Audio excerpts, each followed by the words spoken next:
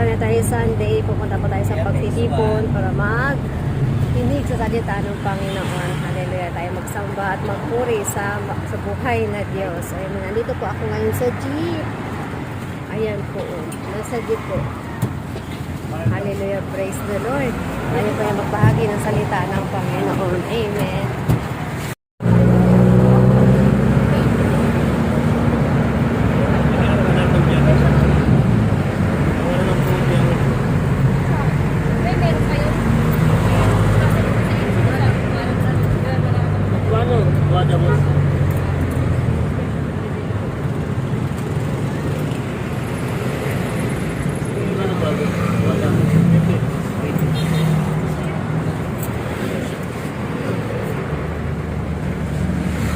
Mapagpalang araw po mga kapatid. Hello po. Mapagpalang araw po sa ating lahat. Ako po ay magbabahagi ng salita ng Panginoon. Wala po itong bayad mga kapatid. Ibabahagi ko po ang salita ni God. Wala pong bayad. Pakinggan po ninyo mga kapatid. Ano po? Hindi po ako manghihingi sa inyo ng pera o anumang mga bagay na meron po sa inyo. I-share ko po ang salita ni God. Kung ano po nakasulat dito sa Bible, yun po inyong maririnig. Libre lamang po ang salita ni God. Sa Diyos ang papulit pasasalamat. Tayo ay ginising ni God sa araw na ito. Amen? Amen? Hallelujah, praise the Lord. Yung iba po sa atin until now, hindi pa po sila nagising. Amen? Yung iba sa atin nasa ospital po sa mga oras na ito. Sa Diyos ang papuri at pasasalamat. Tayo po ay nagbabiyahe. Wala po tayong karamdaman. Amen po. Ito po ang pinaparating ni God sa atin sa araw na ito mga kapatid. Bilang tayo po ay binigyan ni Lord ng salita. Pakinggan po rin ang salita ng Diyos. Ang araw na ito ay araw ng linggo. Nawa po ay tayo po ay pupunta sa church para po magsamba sa Panginoon, magpuri at manalangin. Amen po. Sa Diyos ang papuri pasasalamat, ingatan po kayo ng Diyos. Amen. Mga kapatid, ipinaparating po ni God sa araw na ito. Nasusulat po sa Efeso chapter 6 verse 18. Tayo po ay manalangin sa lahat po ng pagkakataon. Humiling po tayo at magsumamo sa banal na Espiritu, Brad. At lagi po tayong handa at ipanalangin po natin ang mga hinirang ng Diyos. Amen? Yun po ang sabi ng Panginoon. Sa araw na ito, tayo pa ay binigyan ni God ng kalakasan ng pangangatawan. Amen? Magpasalamat po tayo mga kapatid. Hallelujah, praise the Lord.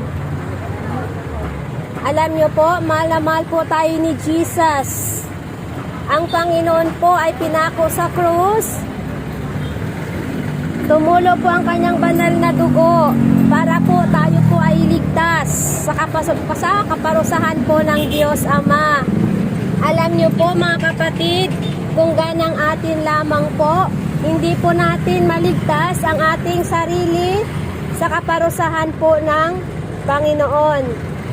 Kaya magpasalamat po tayo sa ating Diyos. Ang Diyos po ay buhay, hindi po siya patay. Amen po. Kaya mga kapatid, ipinaparating po ni God, Brad, na tayo po ay magbasa ng Bible. Amen. Sa mga hindi po nagbabasa, ang sabi po ng Panginoon sa Joshua chapter 1 verse 8, basahin po natin ito sis, araw at gabi. Sabi ng Panginoon, para malaman po natin kung ano po ang nakasaad po dito mga kapatid. Love na love po tayo ni God, sis. Amen. Sobra po ang pagmamahal ni Lord. Alam nyo po, nakasulat po sa John 3:16, sapagkat gayon na lamang po ang pag-ibig ng Diyos sa buong sangkatauhan, kaya't ibinigay na po ang kanyang kaisa-isang anak upang ang sinuman po ang sumampalataya ay hindi po mapapahamak, kundi po magkaroon ng buhay na walang hanggan. Kaya mga kapatid, sumampalataya po tayo kay Jesus. Siya po ang totoong nagmahal po sa atin. Wala na pong iba. Mga kapatid, nasusulat po sa John chapter 3 verse 36, ang sumampalataya po sa anak ay magkaroon ng buhay na walang hanggan. Ang hindi po susunod ay mananatili po sa kanya ang galit ng Diyos. Kapatid, makapangyarihan po, Brad, ang salita ng Panginoon. Amen? Kaya maniwala po tayo. Ang lahat po na meron sa atin, temporary lang po yan. If ever po, last minute na po natin, iiwan po natin yung mga hawak po natin. Iiwan po natin yung mga dala-dala po natin. Lahat po ng bagay sa mundo, temporary lang, pati po buhay po natin. Anytime po, pwede po bawiin ni God ang kaisa-isa nating buhay, mga kapatid. Sabi po ni Jesus, nasusulat po sa John chapter 15 verse 5, wala kayong magagawa kung kayo ay hiwalay sa akin, sabi ni Jesus. Kaya kailangan po, lagi po tayo nakakonect kay Lord. Lagi po tayo manalangin at lagi po tayong handa. Dahil po nasusulat po sa John chapter 10 verse 10, mga kapatid, na parito po si Satanas para po magnakaw, magwasak at manira po. Kaya ngayon po nagbabiyahe po tayo, mga kapatid.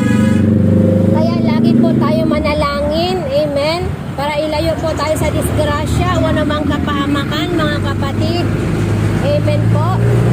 Kaya mga kapatid, lagi po tayong manalangin. Hingin po natin ang protection kay Jesus. Dahil si Jesus po, siya po ang nagmamalasakit po sa atin sa lahat ng oras. Mga kapatid, ng lahat po ay nagkasala. Sa Roma chapter 3 verse 23 po, ang lahat po ay nagkasala po. Wala po ni isa man po sa atin na nakaabot sa kaluwalhatian ng Diyos. Lahat po ay nagkasala. Ito po ang offer ni Jesus. Sabi po na sa Mateo chapter 4 verse 17 po, magsisi kayo at talikuran ng inyong mga kasalanan. Dahil malapit na po darating ang kaharian ng langit. Anytime po, pwede po dumating si Jesus. Amen po. Kaya lagi po tayong handa, mga kapatid. Hallelujah, purihin ng Panginoon. Amen. Kung meron po kayong mga problema sa buhay, may pagsubok po kayo at pinagdadaanan, sabi ni God sa unang Pedro chapter 5 verse 7 po, ang sabi po niya, ipagkatiwala po natin ang ating mga alalahanin sa buhay, lalong-lalo na po pagdating po sa pinansyal o sa kalusugan. Ipagkatiwala po natin yan kay Jesus dahil po siya po ay nagmamalasakit po sa atin, mga kapatid. Hindi niya po pababayaan ang mga tao na lumalapit po sa kanya, mga kapatid. At huwag po tayo magpatuloy sa pagkakasala dahil po nasusulat po sa banal na kasulatang ito na ang sabi ng Panginoon sa Roma chapter 6 verse 23 po, ang mga makasalanan, ang kabayaran ng kasalanan ay kamatayan po, ngunit ang libreng kaloob po ng Diyos ay buhay po na walang hanggan. Dapat po yun ang ating isipin, yung regalo ni God. Huwag po natin na isipin yung mga bagay dito sa mundo. Hindi naman po yun nakapag-igtas ng ating kaluluwa, mga kapatid. Alam nyo po, sabi ni God, ang magpatuloy po sa pagkakasala, alam nyo, minsan lang po itinakda ang tao na mamatay, mga kapatid. At pagkatapos po ay pag-uukom na po, mga kapatid. Kaya sikapin po natin na tayo po ay nagsisi na po sa ating kasalanan. At sumampalataya po tayo sa ating Panginoong Hesus na siya po ang tagapagligtas, mga kapatid.